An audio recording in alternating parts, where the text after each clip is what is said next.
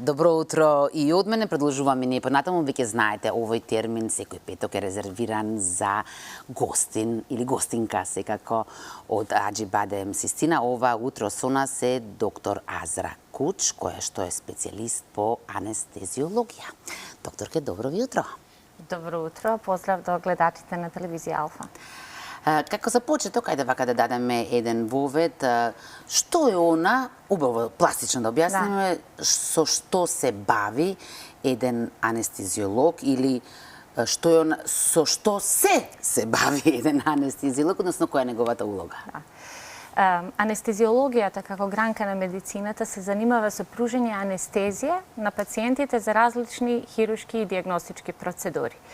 Па, освен во оперативен блок, што можете да сретнете и тоа е стандардна практика, може да добиете анестезија и во родилна сала, за разни дијагностички рентген процедури, за снимање дечиња со магнетна резонанца, понатаму за различни амбулантски интервенции кои што може да бидат гинеколошки, уролошки, од различен тип. Значи, анестезија, современата медицина не може да се замисли без анестезија. Оно предпоставувам што најмногу ги интересира пациентите е главното прашање колку е безбедна модерната анестезија, како што ја нарекувате. Да, модерната анестезија како концепт, тоа не се коментира само во историска смисла. Сепак анестезијата е помлада во однос на целата медицина воопшто, нели? Таа е околу 200 години стара. Меѓутоа, апсолутно го хуманизира целиот процес на медицината и апсолутен е шампион во однос на безбедноста на пациентите. Никој не се грижи за безбедноста на пациентите како анестезиолошкиот тим. Модерна е затоа што користи лекови кои што ни се добро познати. Значи, тие се испитани, ги знаеме нивните нуспојави. Користи модерен мониторинг со кој што ги пратиме виталните функции на пациентот. Користи ултразвук за пристап кон големите крвни садови или за периферни блокови. Различна модерна технологија за испитување на хемостаза, за испитување на анализа на крвта, непосредно до леглото на пациентот, што би се рекло.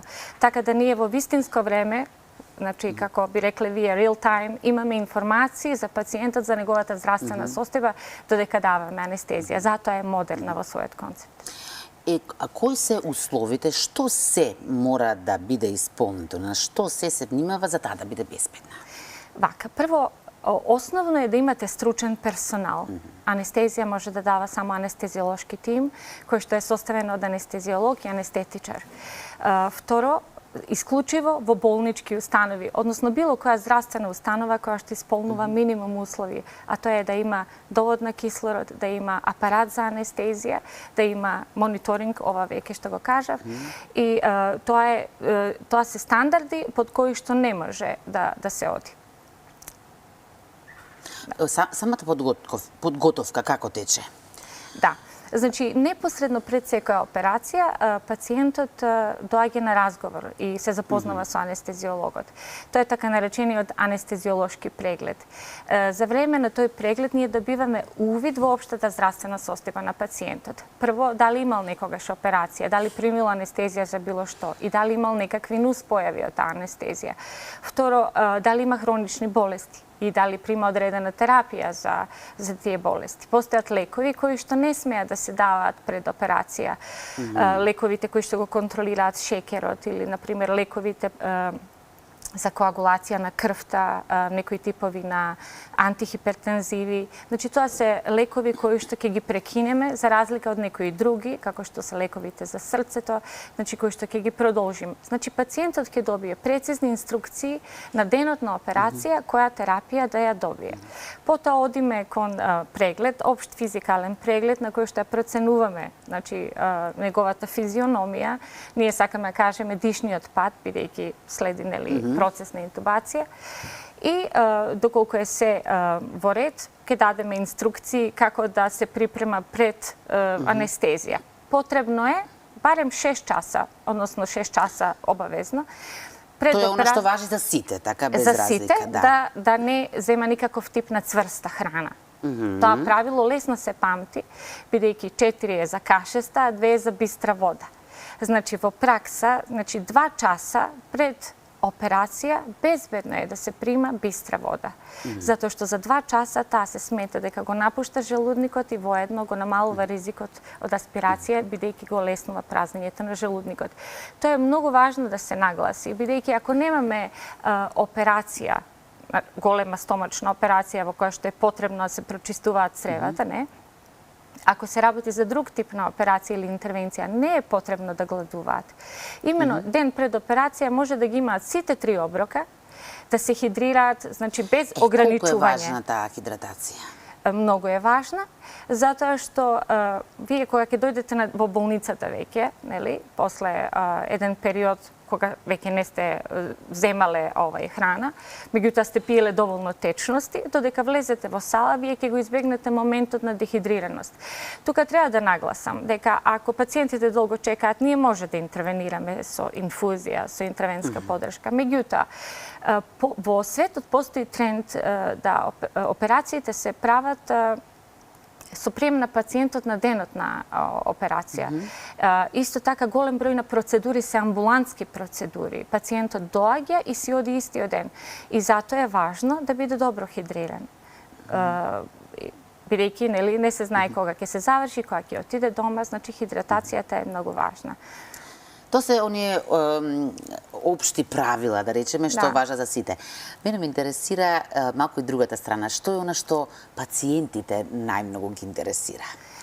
Кои се нивните најчести или пак најнеобични прашања, така да речеме? Па, да речеме, кога ќе поразговараме, значи, за пациентот, ние се трудиме да изработиме персонална анестезија, за секој пациент посебно, индивидуална. Таа е скроена спрема неговата општа здравствена состојба и типот на операција. И сугерираме. Значи, пациентот, доколку има можност, например, во еден дел од телото интервенцијата, да се избере регионална анестезија. Пациентот има регионална во однос на општата, преферирате регионална. Во однос на општата, така.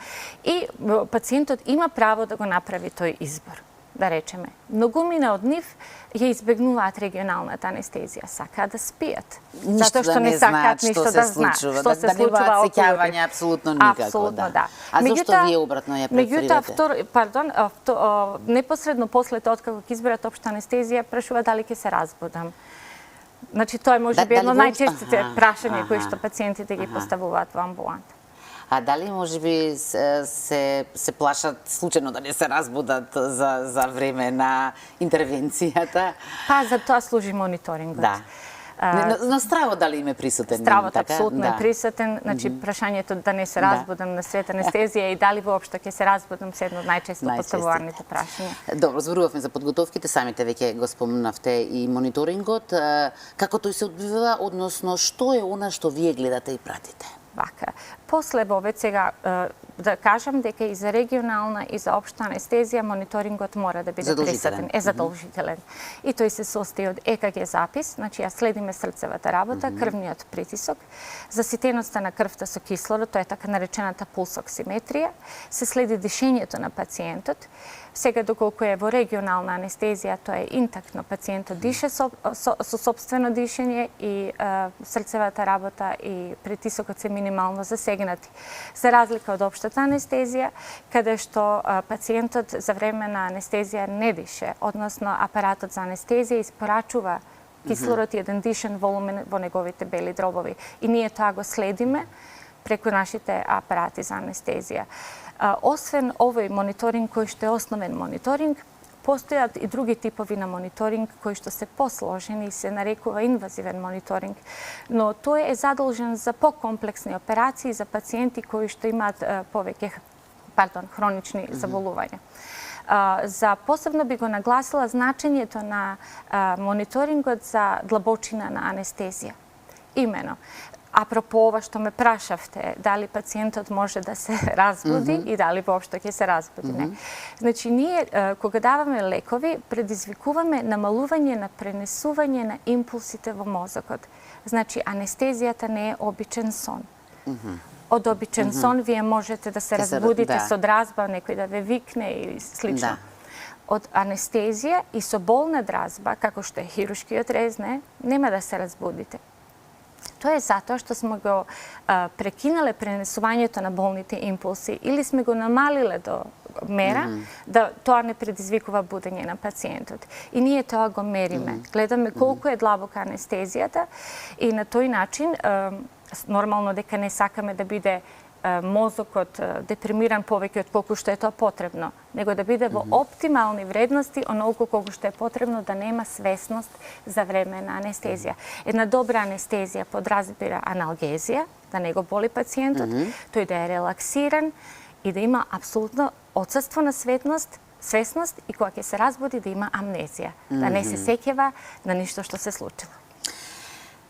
Ми се доврза едно прашање кога рековте не е обичен сон, но дали сонуваат пациентите? Додека се под анестезија секако. Во прописно длабока анестезија не може да сонуваат, не. Меѓутоа, некогаш ни рапортираат дека да, прекрасно сонував. Тоа е секогаш во оние фази кои што се поповршни за време на заспивање, евентуално при будење, кога на крајот ги намалуваме нели дозите на анестетикот и потоа може да се јави некој тип на мозочна активност која што е пратена со одредени сеќавања. Стигнавме до самото будење. Како тоа се одвива? Да. Па веќе на крајот на операција ние ги исклучуваме нашите анестетици. Тие може да бидат во вид на лекови кои што се даваат преку вена или преку газ кој што директно се аплицира во белите дробови од нашиот апарат за анестезија. Ќе вклучиме кислород и потоа ќе причекаме да пациентот даде некои знаци дека веќе полека се буди. Постојат одредени лекови со кои што се забрзува будењето, се враќа мускулната сила и пациентот добива повеќе сила и почнува да дише нормално. Значи, нас не интересира да пациентот на крај на операција биде добро безболен и да дише доволно добро да можеме да го екстубираме. Тоа е тој процес финален. После следи транспорт во собата за будење, каде што мониторингот продолжува, тоа е исто ЕКГ и пулсоксиметрија задолжително, ако е потребно кислородна подршка и доколку е потребно третман на болка, ако не сме дале доволно за време на операцијата. Кои се најчестите реакции кога ќе се разбудат? Или најнеобична реакција, да речеме? Па сме имали и да зборуваат на англиски, да речеме, и на друг јазик, да ни се обратат, да речеме. Тоа е некако специфично. Објаснување не постои за тоа некој, така? Сигурно луѓето, значи, добро го владеат јазикот и можеби имаат некоја таква професија или се во контакт. Понекогаш се многу среќни бидејќи тоа завршило. Сепак анестезијата е, значи, предизвикува и одмор, релаксација доколку не се работи за некоја голема операција. На сите им олеснува кога ќе заврши. Доколку исто така се добро обезболени, среќни се и задоволни, ние го чувствуваме тоа како фидбек од страна на пациентите и се трудиме да помогнеме. Јас многу ви благодарам за овој ваш разговор. Секако дека остана уште неодговорени прашања, но еве, ова што ми интересира како некој заклучок е со оглед на тоа што споменавте дека сепак има и индивидуален пристап при одредување на анестезијата. Дали тоа значи дека сепак секој човек може да ја прими? Да. Секој еден пациент? Да. Имате два типа, грубо речено, операции. Оние кои што се елективни, кои што се планирани. Имате и итни. Кога пациентите доаѓаат итно во сала, тие не се припремени. Понекогаш имаат и сериозни хронични заболувања.